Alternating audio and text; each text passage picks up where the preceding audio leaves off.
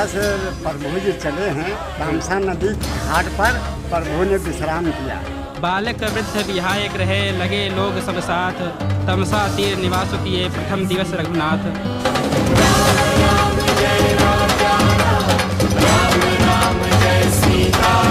जय श्री राम दोस्तों, अपने इस राम वन गमन के क्रम में आज हम आप सभी को लेके चल रहे हैं तमसा नदी के तट पर। तो राम वन गमन के सीरीज में आखिरकार हम पहुंच चुके हैं तमसा नदी के तट पर, जहां भगवान श्री रामचंद्र जी ने अपना एक दिवस का विश्राम किया था।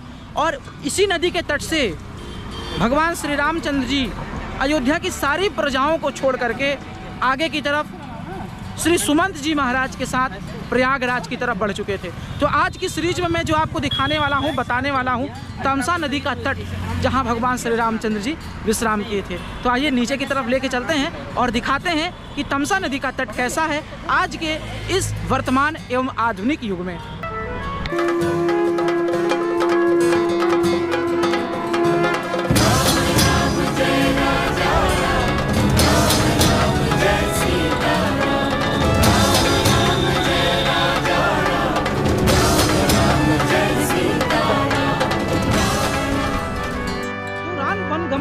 आखिरकार आज प्रथम दिवस हम पहुंच ही चुके हैं तमसा नदी के तट पर, जहां भगवान श्री रामचंद्र जी ने प्रथम दिवस का विश्राम किया था। तो आज आप सभी को मैं बताऊंगा कि त्रेता युग से लेकर के आज इस कलयुग में और इस वर्तमान समय में कितनी बदलाव हो चुका है, कितना समय बदला, कितना परिवर्तन हुआ है इस मंदिर का और साथ ही साथ तमसा नदी के तट का। यहाँ पर देख सकते हैं तमसा नदी के तट पर भगवान भूत भावन भोलेनाथ की प्रतिमा भी है और यहाँ पर वो मंदिर है जहाँ पर भगवान श्री रामचंद्र जी ने अपना प्रथम दिवस जो है विश्राम किया था। हम भी चलते हैं, दर्शन करते हैं, प्रणाम करते हैं, लेकिन वर्तमान समय में मंदिर का प्रांगण जो है पूरी तरह से बंद है।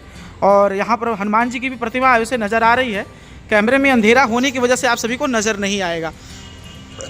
आगे की तरफ बढ़ेंगे तो आप सभी देख सकते हैं और साफ साफ लिखा है बालक वृद्ध विहाय गृह लगे लोग सब साथ, तमसा तिर निवास किए प्रथम दिवस रघुनाथ। तो यही वो तमसा नदी का तट है, वही वो जगह है जहां सभी लोग अयोध्या के सारे प्रजा और सारे की सारी जनमानस जो अयोध्या से चल करके भगवान श्री रामचंद्र जी के साथ वनवास जाने लगी थी, वो सारे के सारे लोग इसी तट पर विश्राम किए थे।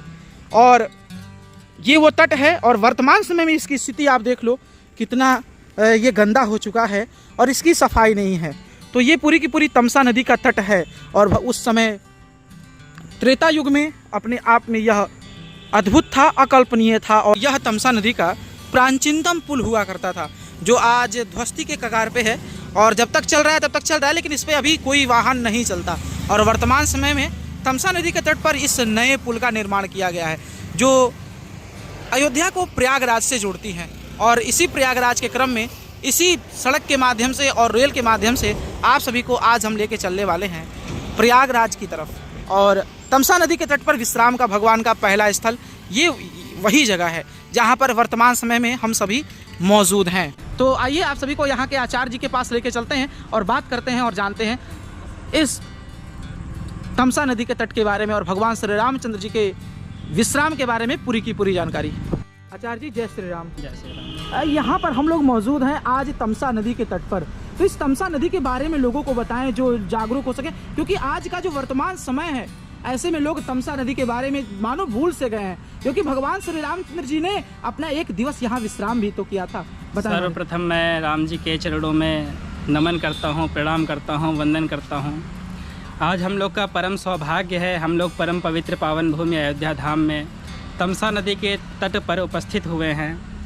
मान्यता यह है कि जब राम जी ने वन गमन किया तो अयोध्यावासी वृद्ध, बालक, विरह करने वाले आदि जो भी लोग थे सभी लोग राम जी के साथ इस तमसा नदी के तट पर आए और रात्रि विश्राम सभी लोगों ने यहीं पर ही किया। रामचरितमानस में चौपाई आती है बालक वृद्ध विहाय ग्रहे लगे लोग सब साथ, तमसा तीर निवास किए प्रथम दिवस रघुनाथ।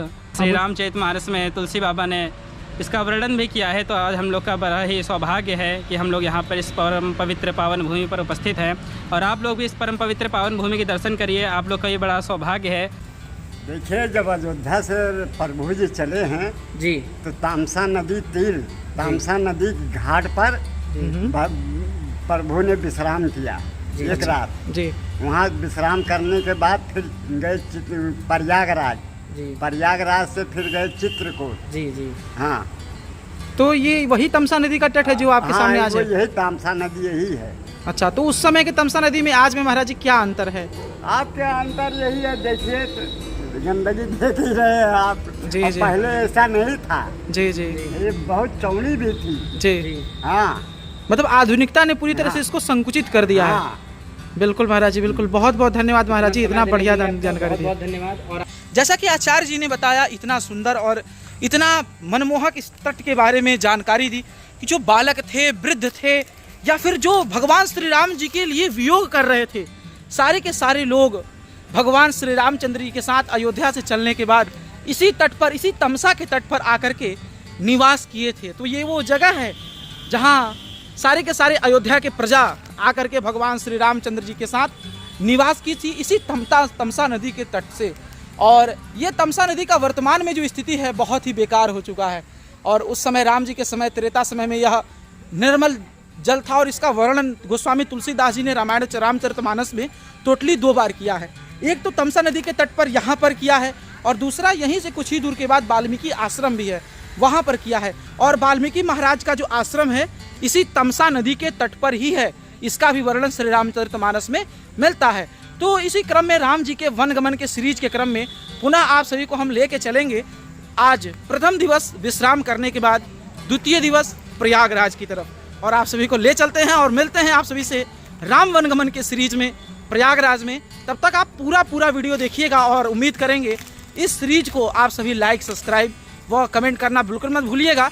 चलिए चलते हैं अब आप सभी को अयोध्या नगरी से प्रयागराज की तरफ, और लेके चलते हैं, दिखाते हैं भगवान श्री रामचंद्र जी ने कैसे और किस प्रकार से इस यात्रा को की थी। और इस दुर्लभ यात्रा के क्रम में आप सभी से उम्मीद करेंगे आप सभी सपोर्ट कीजिएगा।